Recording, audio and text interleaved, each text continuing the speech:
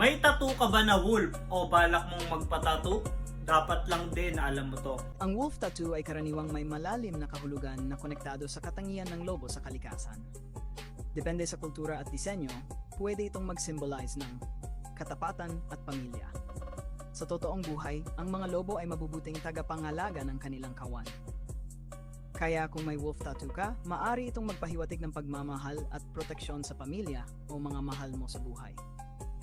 Tapang at survival, lobo ay kilala sa tibay at kakayahang mabuhay kahit sa matinding kondisyon. Pwede itong maging simbolo ng lakas at kakayahang magtagumpay sa hirap. Kalayaan, may mga lobo na nag-iisa, lone wolf, na sumisimbolo ng pagiging independent at pagsunod sa sariling landas. Spirituality at guidance, sa ilang kultura, lalo na sa Native American traditions, itinuturing ang lobo bilang spirit guide o protector. Kung ang disenyo ay howling wolf, kadalasan ay nangangahulugan ito ng pagtawag sa lakas, koneksyon sa kalikasan, o pagpapahayag ng damdamin.